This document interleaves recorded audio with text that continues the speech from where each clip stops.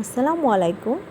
আমি আজকে আপনাদেরকে দেখাবো গরুর কলিজা ভুনা করা কি করে রান্না করতে হয়। আমি প্রথমে কলিজা সেদ্ধ করে তারপর কুচি কুচি করে কেটে ধুয়ে ফ্রিজে রেখে দিয়েছিলাম। আজকে আমি ফ্রিজেরটাই রান্না করব, সেটাই দেখাবো কিভাবে রান্না করা লাগে। আর আমি আমার মতো করেই রান্না করি, সবার রান্না করার সিস্টেমও এক না। এই তো আমি ফ্রিজ থেকে নামিয়ে নিয়েছি কলিজা, এরপর ধুয়ে সুন্দর মতো বাটিতে রেখে দিয়েছি। আলু কুচি কুচি করে কেটে নিয়েছি এবং সব ধরনের মশলার আইটেমগুলো 1 চামচ করে দিয়েছি, যেহেতু আমার কলিজার পরিমাণটা একটু কম, এবং আদা রসুন বাটাটা আমি একটু বেশি দিয়েছি। এখানে রয়েছে পেঁয়াজ কুচি, কাঁচামরিচ, টমেটো, সব আমি রেডি করে রেখেছি। এখন আমি চুলাতে একটি প্যান বসিয়ে দিব। এখন ফ্রাই প্যানে পরিমাণ মতো তেল দিয়ে দিব। আমি আবার একটু তেল কম খাই, যার জন্য আমি তেল কম দিয়েছি। আপনারা যারা তেল বেশি পছন্দ করেন তারা বেশি দিলেও সমস্যা নেই। এরপর আমি তেলের মধ্যে পেঁয়াজ কুচিগুলো দিয়ে দিলাম, দিয়ে ভালো মতো নাড়তে থাকবো। দেখুন কীভাবে নাড়ছি। পেঁয়াজগুলোকে একটু আলাদা করে দিচ্ছি যাতে ভাজাটা ভালো হয়। যখন আমার ব্রাউন কালার হয়ে যাবে পেঁয়াজ কুচিগুলো, তখন আমি রেডি করা সব ধরনের মশলাগুলো দিয়ে দিব।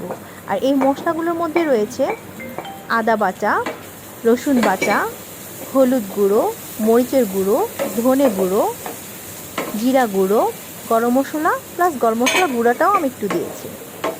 দেখুন এবার আমি তেলের মধ্যে ভালো করে মশলাটা ভাজবো।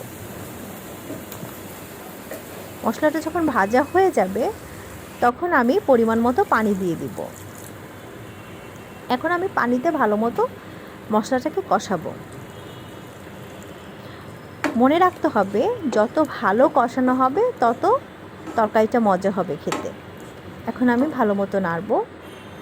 এখন আমি স্বাদ মতো লবণ দিয়ে দিচ্ছি মশলাটাতে। দেখুন যাতে না লেগে যায় তার জন্য আমি অনবরত নাড়ছি। এরপর একে একে আমি আলু কুচিগুলো দিয়ে দিব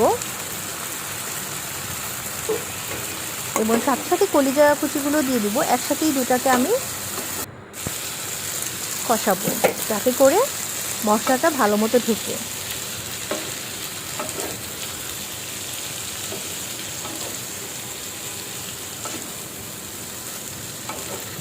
দেখুন কীভাবে নাড়ছি। এবার আমি ঢাকনা দিয়ে ঢেকে ভালো মতো কষাবো। এরপর আমি ঢাকনা তুলে টমেটো কুচিগুলো দিয়ে দিব, দিয়ে আবারও নাড়তে থাকবো। দেখুন আমার কষানো প্রায় শেষ পর্যায়ে হয়ে গেছে। কলিজার আলু দিয়ে কষিয়ে নিলাম ভালো মতো করে।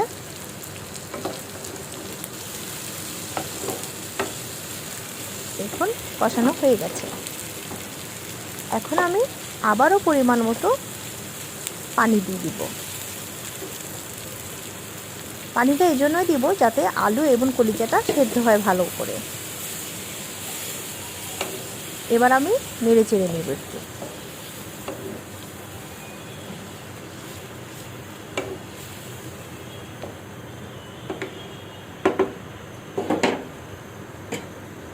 এবার আমি আবার ঢাকনা দিয়ে ঢেকে দমে দিয়ে দিব। এবারে ঢাকনা তুলে কিছুক্ষণ পরে আমি আবার কাঁচামরিচটা নামানোর আগে দিব, এই জন্য যাতে করে ফ্লেভারটা খুব ভালো আসে। দেখুন আমার প্রায় রান্না হয়ে গেছে। এখন আমি পানি শুকানো পর্যন্ত অপেক্ষা করব। আমি আবার কলিজাতে পানিটা বেশি পছন্দ করি না, যার কারণে আমি একবার শুকনো করে ফেলবো, পানিটা একবারই রাখবো না। যারা ঝোল পছন্দ করে মূলত তারা চাইলে একটু ঝোল রাখলেও অসুবিধা নেই, বাট আমি ঝোল পছন্দ করি না, তার জন্য আমি পানিটা পুরোপুরি শুকিয়ে নিয়েছি। এখন আমার রান্না শেষ, আমি সুন্দর করে বাটিতে পরিবেশন করে নিয়েছি। ব্যাস, আল্লাহ হাফেজ।